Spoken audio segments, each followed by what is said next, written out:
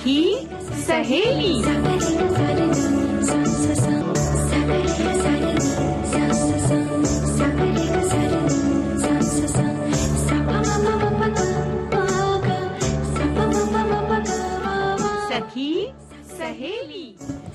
सखी सहेली कार्यक्रम सुनने वाली सभी सखियों और सखाओं को मंदाकिनी जोशी का नमस्कार। और दीपा जी। कहाँ गुम हो भाई, आपको भी नमस्कार।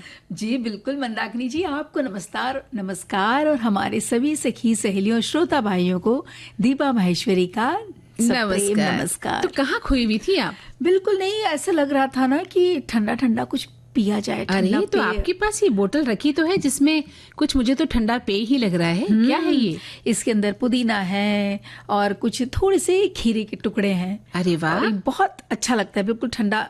फ्रिज का नहीं है, फ्रिज का पानी नहीं है। अच्छा, ताजा पानी है। अच्छा, लेकिन जैसे ही हम इसको लेकर पीते हैं ना तो बिल्कुल एकदम तरावट से आ जाती है। मैं भी ऐसा ही करती हूँ कई बार, जब है ना आपकी भी बॉटल में आप बता रही थी उस दिन कि आप क्या क्या रखती हैं, वो भी तो बताइए। हाँ, बहुत सारी चीजें डाल लेती हूँ। कई बार धनिया भी डाल लेती हूँ, खीरा डाल लेती हूँ, ककड़ी डाल लेती हूँ, पुदीना आपने बताया ही है, और कई बार थोड़ा बहुत शरबत भी डाल लेती हूँ चुपके से। अच्छा तभी अगर हम मांगते हैं ना कि आपकी बोतल में क्या है जरा दीजिए, तो आपकी पसंद का शरबत होता है तो आप हमें नहीं देते जनाब, नहीं देते, क्योंकि अपनी पसंद का शरबत तो हमें ही पीना होता है ना।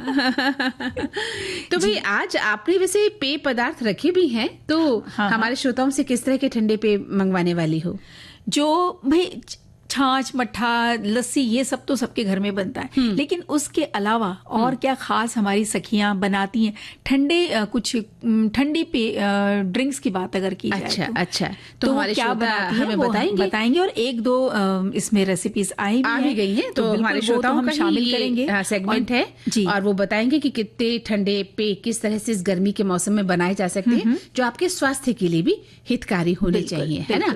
ऐसा नहीं हो कि आपका गला खराब हो जाए, आपका पेट चल जाए जी, ऐसा कुछ नहीं होना चाहिए। ऐसा कुछ नहीं। बाजार की किसी भी तरह की कोल्ड ड्रिंक्स की बात नहीं करेंगे, घर में जो पेय पदार्थ बनाए जाते हैं। अच्छा, आप मतलब मट्ठा और कुछ भी बनाते हैं उसके बारे में भी बता सकते हैं, उसमें क्या क्या डालते हैं? जीरा डालते हैं, अजवाइन डालते हैं, पुदीना डालते हैं जी, क्या डाल के उसको ठंडा बनाते हैं ताकि वो पेट के लिए राब हम बनाते हैं, किस तरह से बनाते हैं ये हमें थोड़ा सा बताइएगा, क्योंकि गर्मी का मौसम है और सच बचाए बहुत इच्छा हो रही है कि हमारे श्रोता ठंडे ठंडे पेय पदार्थ बना के हमें भेज दें। बिल्कुल, और उसी ठंडक से, उसी ठंडे दिमाग से कई बहुत सारे संदेश हमें लिख भेजे। तो आप बताइए और कौन से विषयों पर हम बात करने वाले हैं? इंटरनेट पे जो सेहत की जानकारियां मिलती हैं, जो भी उपलब्ध हैं, हम भी पढ़ लेते हैं कई बार, लेकिन वो कितना अपनाना चाहिए, कितना नहीं, और कितना सच है, सबसे बड़ी बिल्कुल बहुत महत्वपूर्ण सवाल उठाया है आपने, क्योंकि हम जैसे ही पढ़ते लिखना शुरू कर देते, अरे ये तो बहुत आसान है, मैं कर लूंगी, ये कर लेंगे। और कई बार ऐसा होता है ना, घर में किसी की तबीयत अचानक खराब हो गई, और मान लीजिए युवा है जो कि हमेशा इंटरनेट पे बहुत रहते हैं, तो वो तुरंत देखने लगते हैं, अरे ऐसा कुछ हो रहा है तो ये तो ऐसा किया जा सकता है, क्या किया जा सकता है। तो वो कितना उचित है उस वक्त, उस गंभीर स्थिति में हम ये कितना इंटरनेट पे हम भरोसेमंद रहें ना रहें, इस बारे में चर्चा करें। कई बार मुझे भी डर लगता है, वो कहते हैं लंबे बाल दिखाते हैं कि लंबे बाल बढ़ाने के लिए ये डालिए, फिर इसको उबालिए, फिर इसको छानिए, तो डर लगता है कहीं बना के बालों में डालेंगे तो रहे सहे बाल तो गायब नहीं हो जाएंगे। इसका भी डर लगता है बिल्कुल, और वो जिस तरह से दिखाते हैं वो सच भी लगता है, और सच भी लगता है, ऐसी बात नहीं है। मतलब ये एक भ्रम बना ही रहता है। तो ये लाभ है या हानि है, इसके बारे में आप जिक्र करना, और समय का उचित नियोजन कितना जरूरी है तो हमारे सभी श्रोता जानते हैं। बिल्कुल, कि आप समय के हिसाब से कितना चलते हैं, घर को लेकर या ऑफिस जाते हैं या परिवार के आपके लोग समय का महत्व समझते हैं। समय पर उठना, समय पर सोना, समय पर खाना, खेलना कूदना, पढ़ना लिखना, 100 काम होते हैं जिंदगी में, होते हैं। बिल्कुल, तो क्या आप समय का उचित प्रबंधन करते हैं? क्योंकि देखिए, निबंध लिखना एक अलग बात है, समय का महत्व सभी लोगों ने, वो तो मैं बहुत अच्छा लिख सकती हूँ लेकिन उसे हम अपनाते कितना हैं? तो आप अपने जो एक्सपीरियंस है, अपने अनुभव है, वो जरूर बताइएगा कि कहीं पर आप समय पे पहुंचे या कहीं पर आपने समय का ध्यान नहीं रखा तो कहीं पे आपको नुकसान हुआ, वो भी हमें बताइए। बिल्कुल, और कई बार पेपर भी छूट जाता है बच्चों का, आप समय पर नहीं पहुंचते हैं, या कई बार ऐसा भी हुआ आप बस से कहीं जा रहे हैं, बस खराब हो गई है और वहां तक गंतव्य स्थान तक नहीं पहुंच पाए, तो बच्चों के पेपर छूट जाते हैं, है ना? ऐसी भी और बड़े शहर जैसे मुंबई हो गया, यहाँ पर हमको समय का बहुत ज्यादा ध्यान रखना होता है, क्योंकि एक जगह से दूसरी जगह कहने को वो दिखाता है किलोमीटर से, मान लीजिए कि 5 ही किलोमीटर। छोटा शहर होगा तो हम शायद 15 मिनट में पहुंच जाएंगे, लेकिन यहाँ जैसे जो बड़े शहर है, मेट्रोपॉलिटन सिटीज में, वहां पर वो चीज को और एक्स्ट्रा हमें ध्यान रखना पड़ता है कि ट्रैफिक मिल सकता है, हम कहीं अटक सकते हैं, तो वो आधा घंटा पौना घंटा लेके चलना पड़ता है। तो उस तरह से क्या आप सोच रखते हैं, आपका किस तरह से रुख रहता है समय को लेकर? बताइए। वैसे कई संदेश आ भी गए हैं जी। और जरा याद करो, कुर्बानी में आज हम किसका जिक्र करेंगे? जी, आज हम पुरुषोत्तम दास टंडन, इनकी जो उपलब्धियां या इनकी जो इन्होंने तकलीफें उठाई हैं हमारे स्वाधीनता संग्राम में, उसके बारे में बात करेंगे। तो चलिए पहले सुन लेते हैं एक गीत।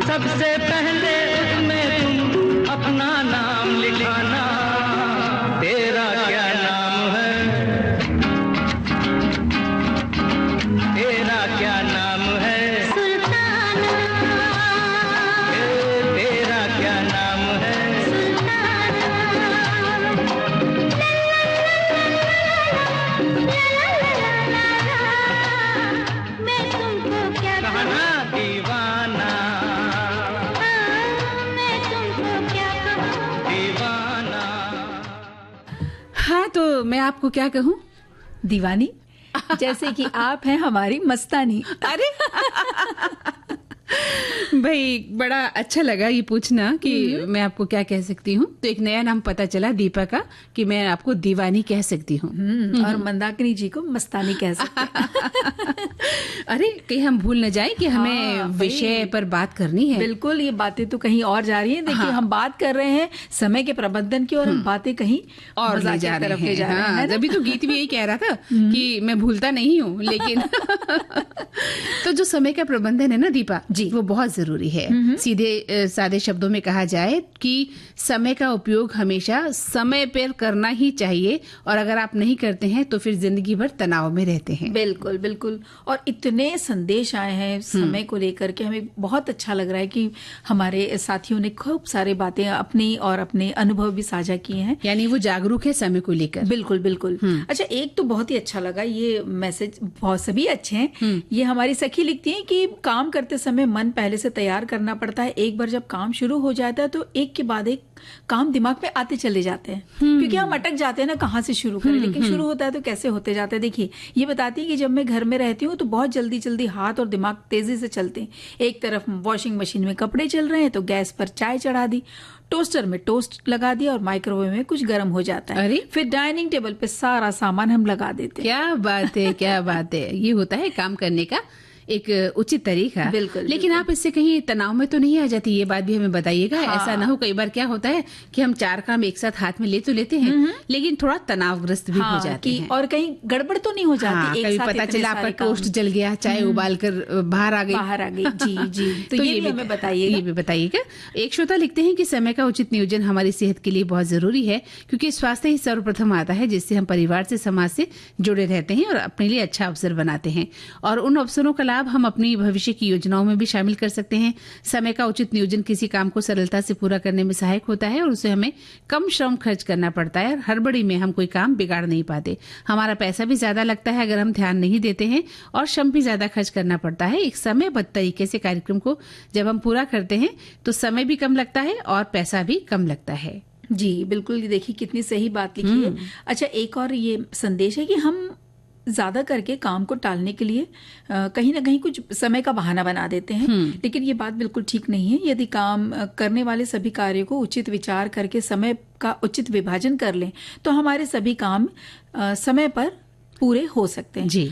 ये कहती हैं कि मुझे अपने पापा की एक बात हमेशा याद रही कि शादी के बाद मुझे पढ़ने के लिए टाइम नहीं मिलता था। घर में काम बहुत था। पापा को मैं कहती कि टाइम नहीं मिलता पढ़ने के लिए, वो कहते हैं रात को सोने से 2 घंटे कम कर लो तो कभी नहीं कहना होगा कि टाइम नहीं है। अरे वाह, क्या बात है ना। पिता ने सीख दी जी। कि किस तरह से आपको अपना टाइम मैनेज करना है। हाँ, है ना। हाँ। और एक श्रोता लिखते हैं कि हमें अपना एक हर काम समय के अनुसार करना चाहिए, क्योंकि बीता हुआ समय कभी वापस नहीं आता।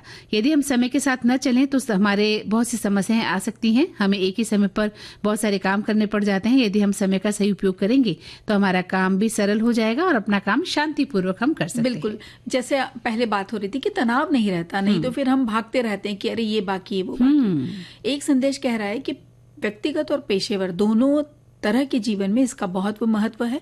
व्यक्तिगत स्तर पर समय को सही तरीके से प्रबंधित करने के लिए हम स्वस्थ, सकारात्मक और सफल जीवन जी सकते हैं। निरंतरता और समय पर काम करने की आदत हमें सफलता की ओर ले जाती है।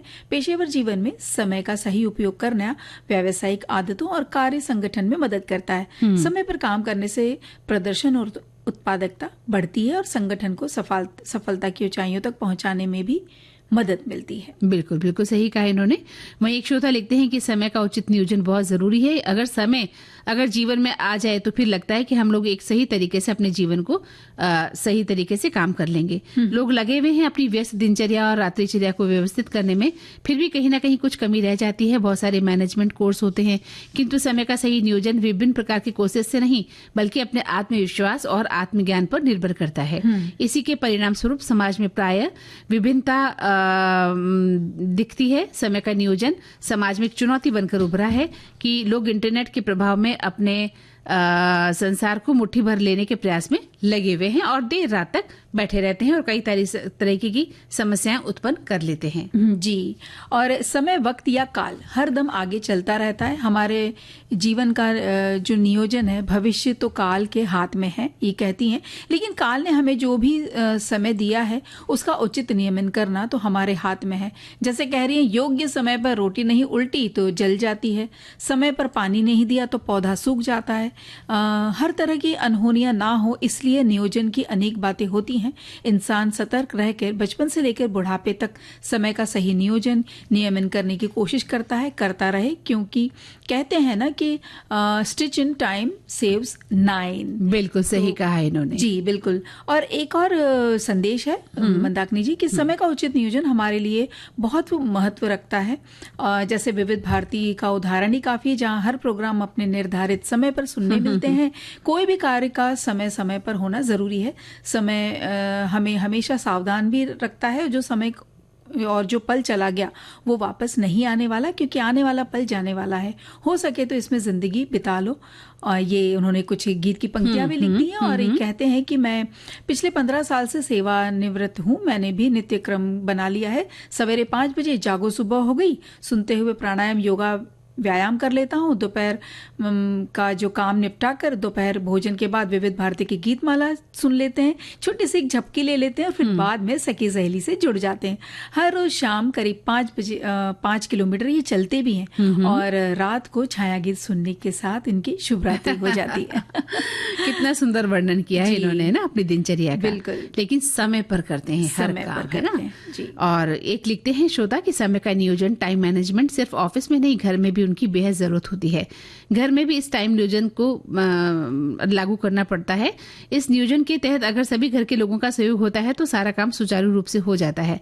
कोई चिलपौ नहीं होती, ना ही किसी की टिफिन छूटती है, ना किसी की बस निकलती है। टाइम नियोजन मैनेजमेंट में गृहिणियों को नंबर 1 पर रखती हूँ। क्या गजब मैनेजमेंट चलता है। ये बिल्कुल, बिल्कुल ये तो सही बात है कि इसलिए वो कहते हैं ना कि मल्टीटास्कर होती हैं। बिल्कुल। और वो पूरे घर को साथ लेकर चलती हैं, सुबह उठती हैं, देर रात सोती हैं जी। और मजा ले कोई चीज इधर से उधर हो जाए। एक और संदेश बस ले लेते हैं कि आप अपने काम के लिए लिस्ट बना लें कि हम किस समय कौन सा काम करेंगे और उस काम को इस समय के साथ, इस समय के अंदर अंदर ही कर लेंगे। उसके साथ और कोई काम ना करें, उससे आपका ध्यान 1-2 कामों में भटक जाता है। इसलिए एक समय में एक ही काम करें। और अगर कभी समय ज्यादा हो जाए तो अपने आप को तनाव में ना डालें और उसको आप अगले दिन भी कर सकते हैं या उसका नियोजन किया जा सकता है। तो कहने का उनका मतलब ये है कि एक ही बार में एक काम करें। ठीक है, तो हम भी एक ही बार में अब ये काम करते हैं कि एक प्यारा सा गीत सुनवाते हैं। चलिए।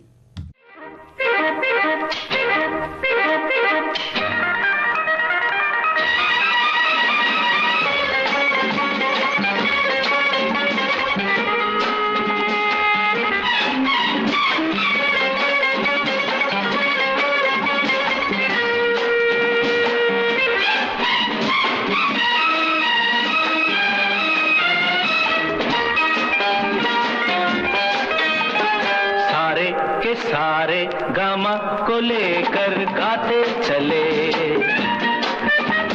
सारे के सारे गामा को लेकर गाते चले। पापा नहीं है धानी सी दीदी, दीदी के साथ है सारे, सारे के सारे गामा को लेकर गाते चले। ए संजू, ए बिज्जू, ए मुन्नी, तुम भी गाओ। ला ला ला ला ला ला ला ला ला ला ला। ऐसे नहीं, बोलो में गाओ। सारे के सारे गामा को लेकर गाते चले, पापा नहीं है दादी सी दीदी, दीदी के साथ है सारे, सारे के सारे गामा को लेकर गाते चले।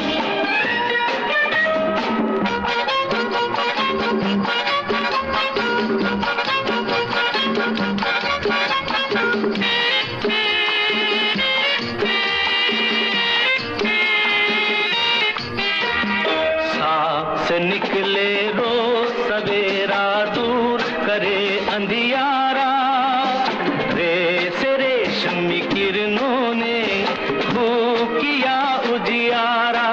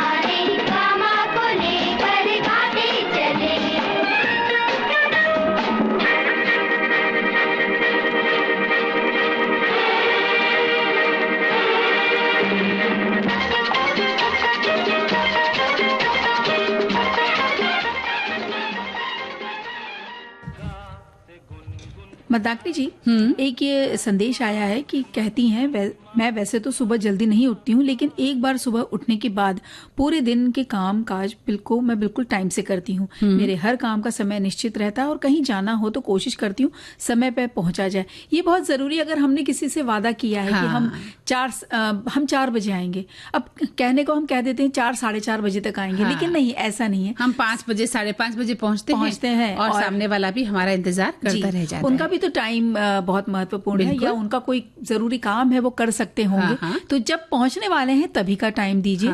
तो ये एक बहुत जरूरी बात थी जो कि चाह रहे थे कि हम अपने सभी सखियों के साथ साझा करें। बिल्कुल सही कहा आपने। विविध भारती पर धूम मचा रहा है हेलो फरमाइश।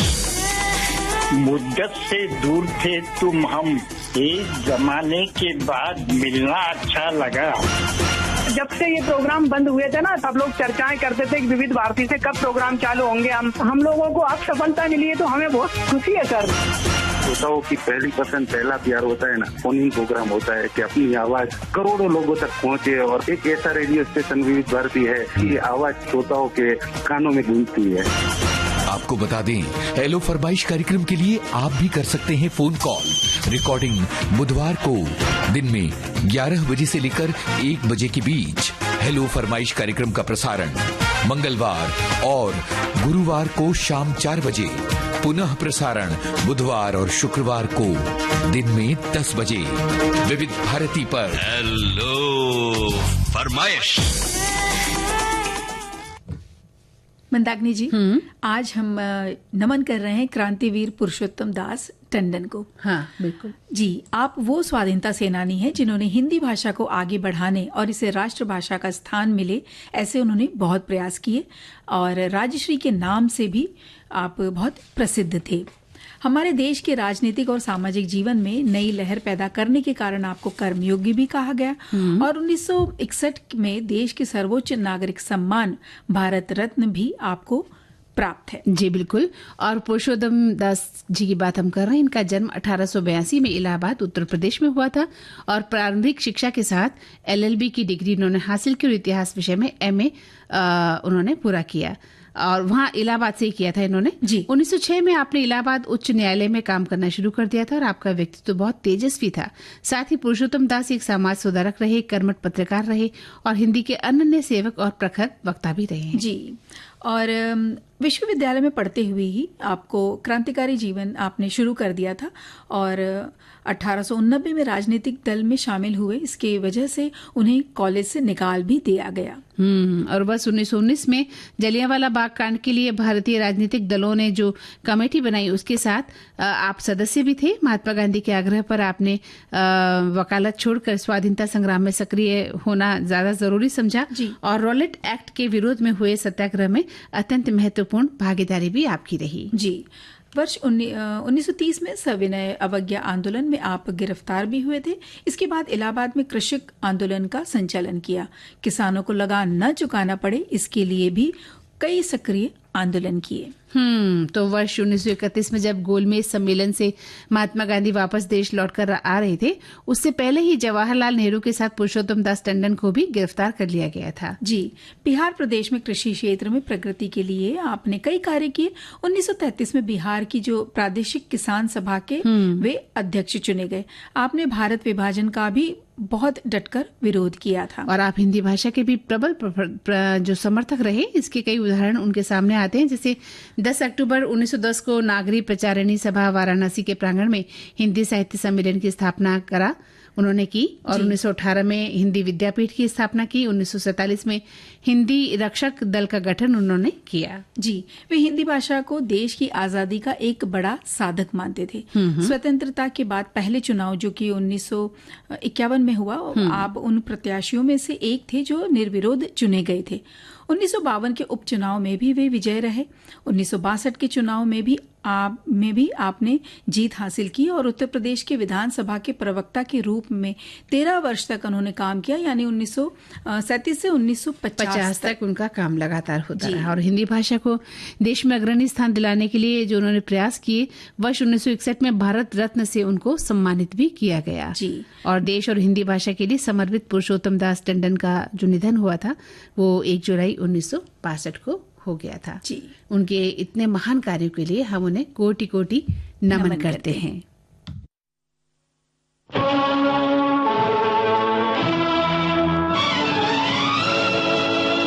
जलते भी गए,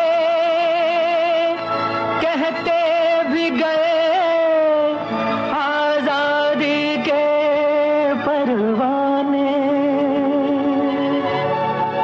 जीना तो उसी का जीना है, जो मरना वतन पे जाने।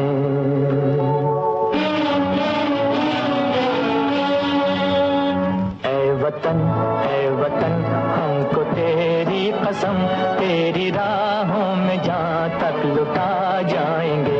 भूल क्या चीज है तेरे कदमों पे हम भेंट अपने सरों की चढ़ा जाएंगे।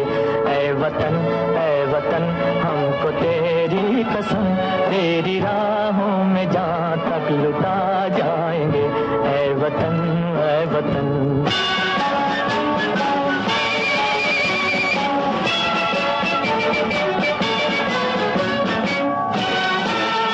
कोई पंजाब से, कोई महाराष्ट्र से, कोई यूपी से है, कोई बंगाल से। कोई पंजाब से, कोई महाराष्ट्र से, कोई यूपी से है, कोई बंगाल से। तेरी पूजा की थाली में लाए हैं हम, तेरी पूजा की थाली में लाए हैं हम, फूल हर रंग के आज हर डाल से। फूल हर रंग के आज हर डाल से। नाम कुछ भी सही पर लगन एक है, जोत से जोत दिल की जगा जाएंगे।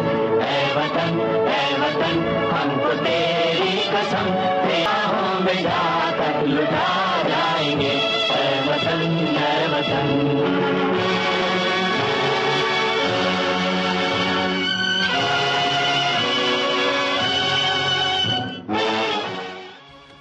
तो दीपा, अब हमें लेना होगा एक अंतराल। जी,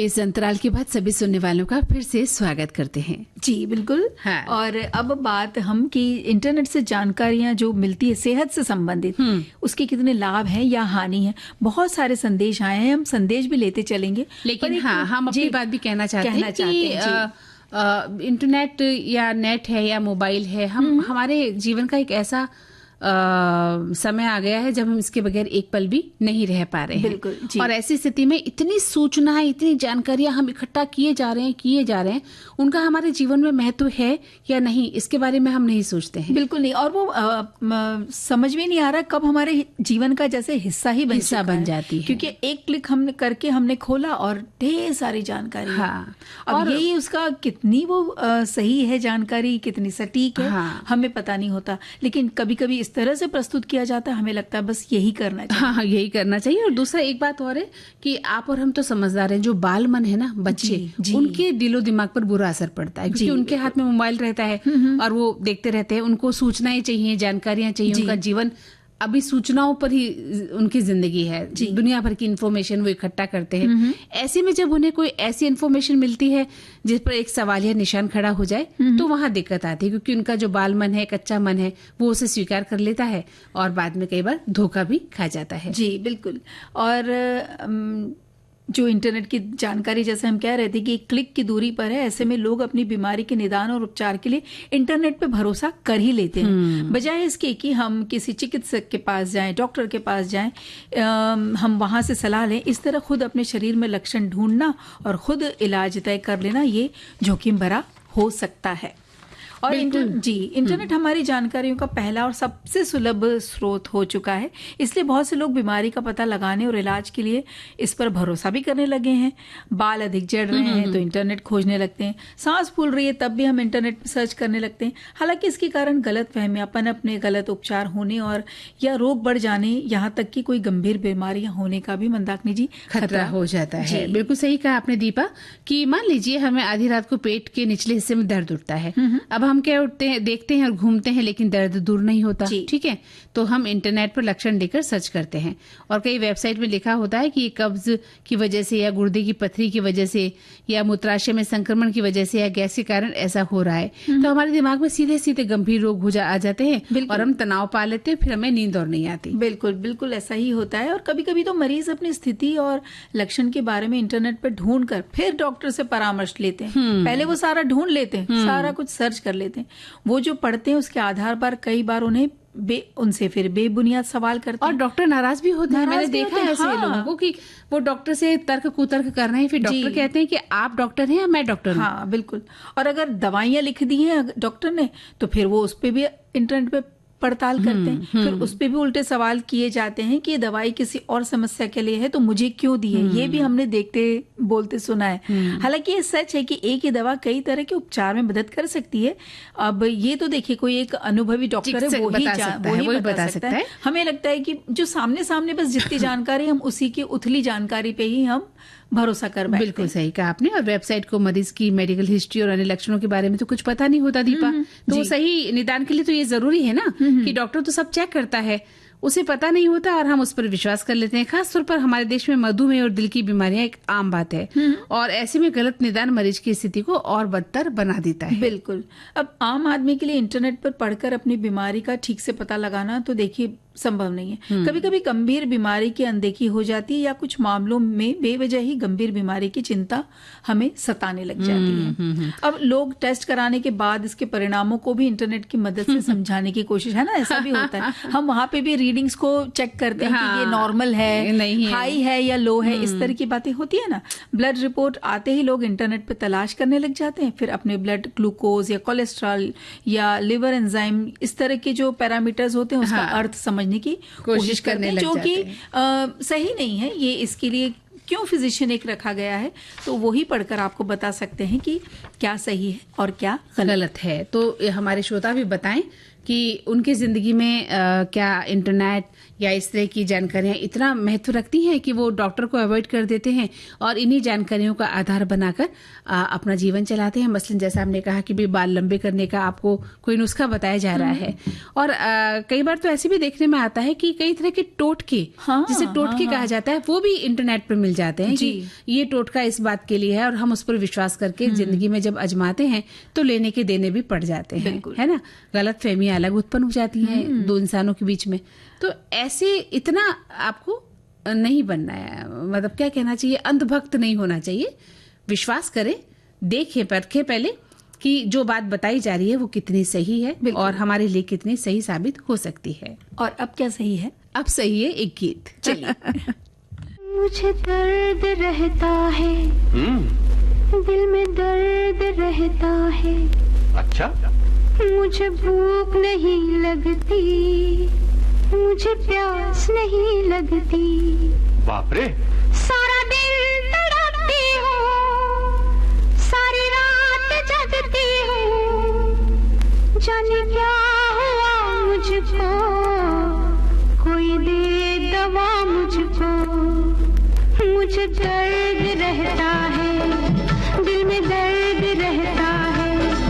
मुझे भूख नहीं लगती, मुझे प्यास नहीं लगती। सारा दिन तड़पती हूँ, सारी रात जगती हूँ। जाने क्या हुआ मुझको, कोई दे दवा मुझको। मुझे दर्द रहता है, दिल में दर्द रहता है।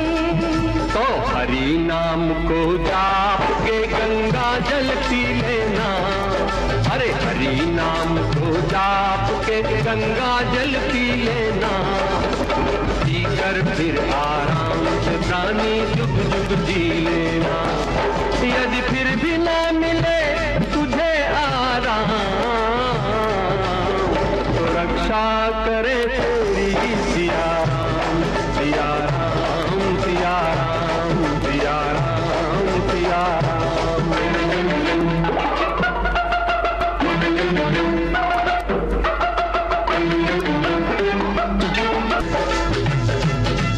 तेरी दिल लगी हाय हाय हाय, एक आँख ना भाई भाई भाई। तेरी दिल लगी हाय हाय हाय, एक आँख ना भाई भाई भाई। मुझे रोग भारी है बड़ी बेकरारी है।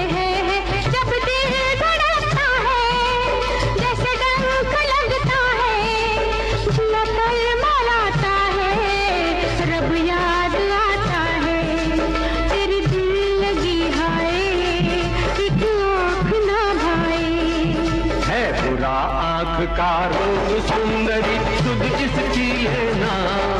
है बुरा आँख का रोग सुंदरी सुध इसकी लेना। सुरमा बांबू शाह खबर आँखों में जी लेना। यदि फिर भी हो वही सुबह हो शाम, तो रक्षा करे तेरी सिया राम, सिया राम, सिया राम, सिया राम, सिया राम।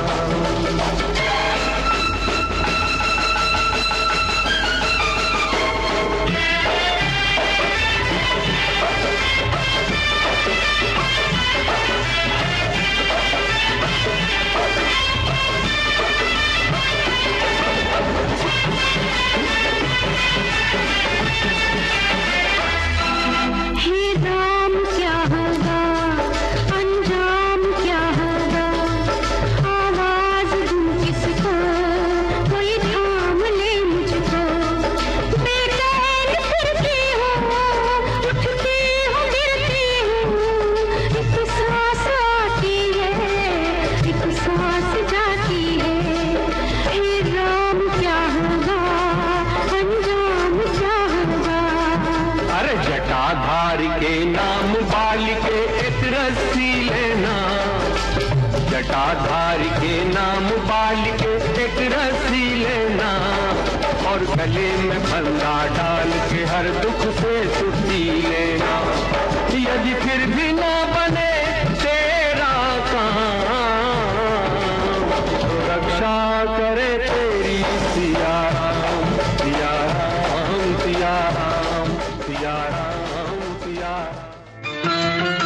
विविध भारती पर हर रोज दिन में 1 बजे विविध भारती की गीत माला आपके साथ। जन्म जन्म का साथ है तुम्हारा। इस कार्यक्रम में हर पायदान पर होगी आपकी भागीदारी। हम और तुम, तो हम और आप पिरोएंगे गीतों की इस माला के मोती साथ साथ। हम साथ हैं। जुड़े रहिए हमारे साथ विविध भारती के फेसबुक पेज पर। विविध भारती की गीत माला हर रोज दिन में 1 बजे। विविध भारती, आपका जीवन संगीत। हाँ जी दीपा, बताइए कुछ। जी, बहुत सारे संदेश आए। हम तो संदेश बताना चाह रहे हैं। देखिए, इंटरनेट की जो सेहत संबंधी जो जानकारियां हैं, हमारे श्रोता कहते हैं कि आजकल तो घर घर में डॉक्टर बैठे हुए हैं। बड़ी सी बड़ी बीमारी और छोटी सी छोटी बीमारी गूगल महाशय सारी जानकारी दे देते हैं। सबसे बड़ी बात यह भी पता नहीं कि ये डॉक्टर भी हैं या नहीं। बस वीडियो डाल दिए और लोग उसे देखते हैं और उनकी बातों को फॉलो भी करते हैं। एक परिचित डॉक्टर से बात हुई तो उन्होंने कहा कि जब सारी जानकारियां आपको इंटरनेट पे मिली जाती है तो आपके स्वास्थ्य के बारे में भी बता देगा। हम तो बेकार इतनी मेहनत मेडिकल की पढ़ाई करके बैठे हैं, लेकिन जरूरी नहीं कि हर एक की बीमारी का एक ही लक्षण और सभी के शरीर में होता है। कुछ बीमारियां तो इतनी साइलेंट किलर होती हैं, बिल्कुल बाद में जाके पता चलता है, जैसे कि कोई लिवर की बीमारी होगी। कोई भी वीडियो और गूगल सर्च आपकी बीमारी का इलाज नहीं कर सकता, इसलिए नीम हकीम खतराए जान बिल्कुल है ना। और हमारे श्रोता लिखते हैं कि इंटरनेट से सेहत की जानकारियां हम लेते तो हैं भाई। एक ऐसा विषय है जिसके फलस्वरूप ऐसा लगता है कि सभी अपने अपने बौद्धिक क्षमता के अनुसार इंटरनेट रूपी पैमाने से शरीर शास्त्र जैसे अथाह सागर को नापने का प्रयास कर रहे हैं। फिर कहावत भी है कि जिन खोजा तिन पाइया, गहरे पानी पैठ। और शरीर सागर की गहराई तो अपने आप में ही अनुसंधान की अपेक्षा में है। इसलिए पैमाने डालते रहें और हानि लाभ झेलते रहें। ठीक हुए तो ठीक, नहीं तो मृत्यु आखिर सत्य है ही। बिल्कुल कटु सत्य है। ऐसे ऐसी गलती हमें नहीं करनी चाहिए कि आपकी जान को खतरा हो जाए। जो भी आपने थोड़ी देर पहले भी कहा था कि वहीं तक विश्वास करें जहां तक वो सही हो। ठीक है, जो प्राथमिक चिकित्सा तक ठीक है। जब तक कि हम डॉक्टर के पास नहीं जा पा रहे तब तक आपने कर लिया, वहां तक ठीक है। लेकिन हम सोचे कि बिल्कुल वहीं से देख के, इंटरनेट से देख के समझ के कर लेंगे, वो गलत है। और स्वास्थ्य के अलावा भी बहुत सारी चीजें हैं दीपा जी, जो हम वो कहते हैं ना, आंख मूंद कर विश्वास करने लग गए हैं। तो ये विश्वास जो है कई बार हमारे लिए घातक हो जाता है। जी, इंटरनेट बच्चों और युवाओं के स्वास्थ्य के बारे में जानकारी का एक समृद्ध स्रोत हो सकता है, लेकिन ये हमेशा स्पष्ट नहीं होता कि जानकारी विश्वसनीय है या नहीं। विश्वसनीय स्वास्थ्य जानकारी वस्तुनिष्ठ, निष्पक्ष और वैज्ञानिक साक्ष्य पर आधारित होनी चाहिए। बिल्कुल ठीक है। और वैज्ञानिक साक्ष्य अगर चाहिए तो भाई डॉक्टर जिन्होंने कि इतने सालों से पढ़ाई की, जो स्पेशलाइज्ड हैं, जो कि विशेषज्ञ हैं, उनके पास जाना जरूरी हो। हमेशा नहीं भी नहीं हो तब भी हम अपने मन से कुछ न लें या जानकारी प्राप्त करके कुछ या न सुनी सुनाई बात पर भी हम विश्वास कर लेते हैं। हमें किसी पड़ोसी ने कहा ऐसा कर लो, हम कर लेते हैं। किसी ने कहा वैसा कर लो, हम वैसा कर लेते हैं, है ना।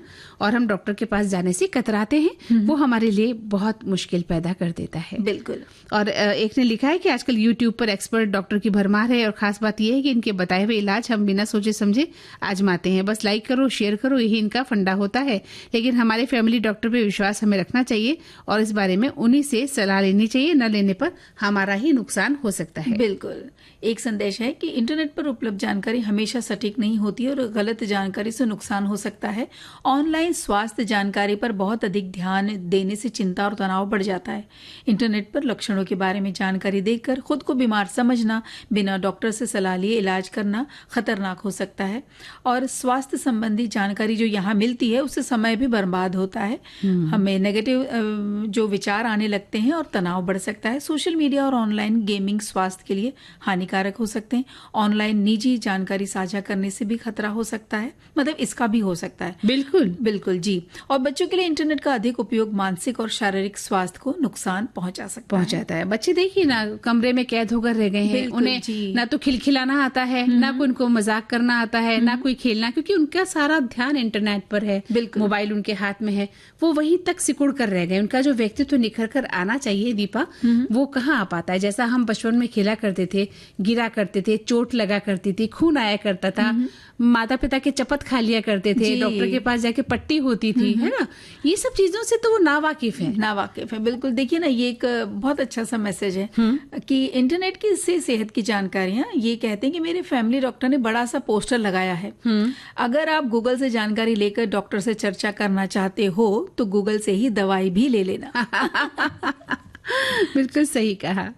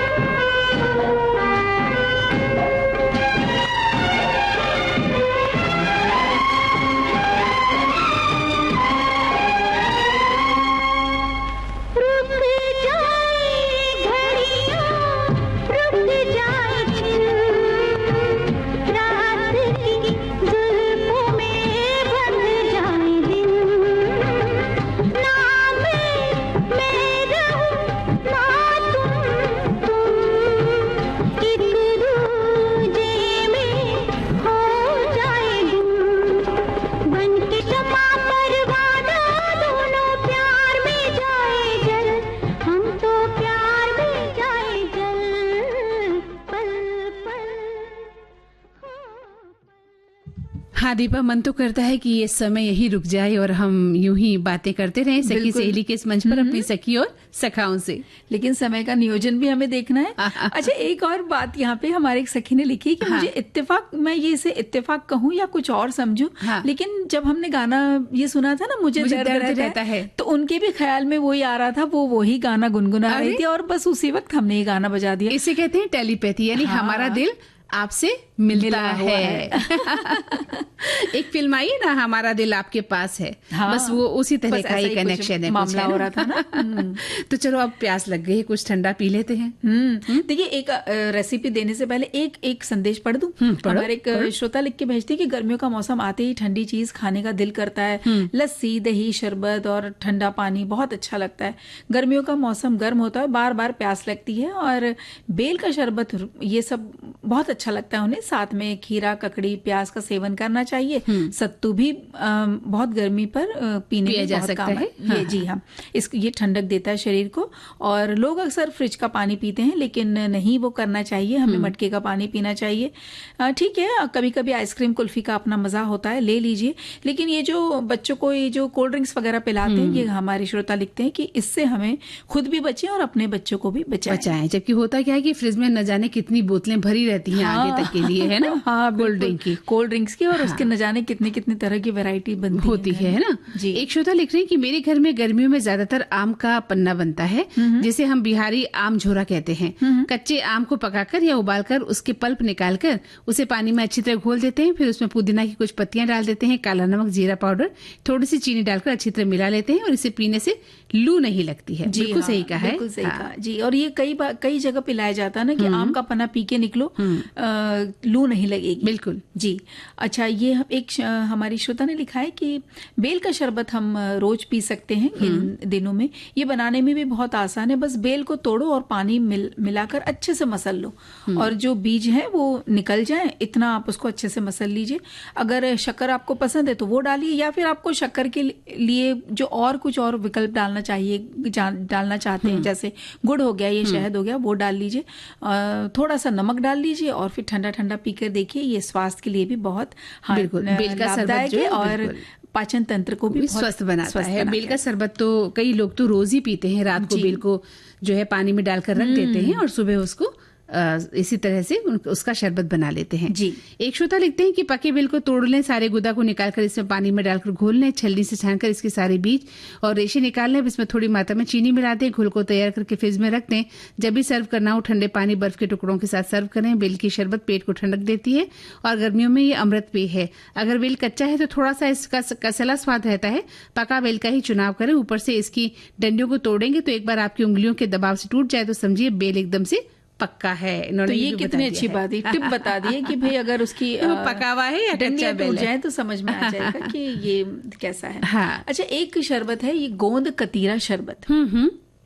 इसके लिए आप 5-6 छोटे टुकड़े गोंद के छोटे छोटे टुकड़े ले लीजिए, रात भर भिगा दीजिए। दूसरे दिन सवेरे वो इस तरह से दिखेंगे कि जैसे क्रश्ड आइस होता है ना, उस तरह से दिखेंगे। फिर सब्जा के बीज ले लीजिए, लगभग 2 चम्मच, उसको भी रात को भिगा दीजिए 1 घंटे के लिए, या नहीं, इसे सुबह भिगाइए 1 घंटे के लिए। अब एक मिक्स बनाना है आपको। क्या लेना है उसमें? 1 कप सौंफ लीजिए, 1.5 कप मिश्री ले लीजिए, 1 चम्मच काली मिर्च, 1 चम्मच खसखस के दाने, इन सबको थोड़ा ऊपर नीचे भी कर सकते हैं। 1 चम्मच काला नमक पीसकर छान ले। अब इसे एक डब्बे में रख लिया। ये जो आपने सौंफ का मिक्स बनाया इसको डब्बे में रख लीजिए। अब ये जो गोंद कतीरा रात को हमने भिगाया था वो लीजिए, थोड़ा उसमें सब्जा डालना है, थोड़ा सा पुदीना, नींबू का रस, जैसे आधा नींबू का रस जितना डाल लीजिए। अब ये जो सौंफ का मिक्स है वो 2 चम्मच डाल लें, और ऊपर से आइस क्यूब डालकर इसको मिक्सर में घुमाल के बिल्कुल ठंडा सर्व कीजिए। बहुत अच्छा लगता है। क्या बात है। तो चलिए ये ठंडा ठंडा पेय पीते हैं और सुनते हैं ये गीत। चलिए।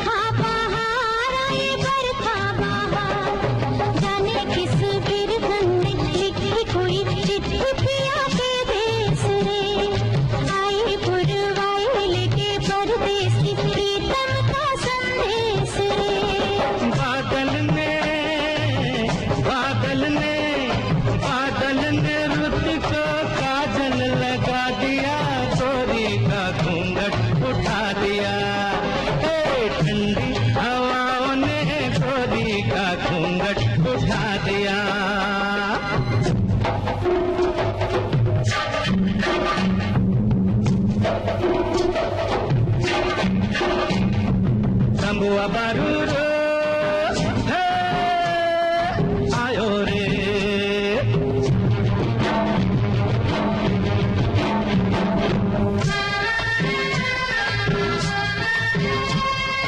रिम झिम फुहार पड़े रिम झिम फुहार तेरी नजर सब पे तुझे सबकी खबर पर ये पता है कि नहीं मैंने जो सावन से कहा चुपके से वो तूने सुना है कि नहीं सावन से पहले हमने बता दिया साजन को नटखट बना दिया खाली घटा भाई तो देखा दीपा ये ठंडे पे पीते पीते हमें समय का पता ही नहीं चला कि अब समय इजाजत नहीं दे रहा है और बात करने का है ना। बिल्कुल, मैं तो बिल्कुल निश्चिंत थी कि मंदाकिनी जी बैठी मुझे बता देंगे इस समय कब पूरा होने वाला है। और मैं उस गीत को गुनगुनाए जा रही थी, समय तू धीरे धीरे चल, समय तू धीरे धीरे चल, लेकिन समय तो अपनी गति से चलेगा ना जी। तो हमें उसके साथ कदम ताल मिलाकर चलना है। तो इस कार्यक्रम से यानी सखी सहेली कार्यक्रम से मंदाकिनी जोशी और दीपा माहेश्वरी को दीजिए इजाजत। नमस्कार।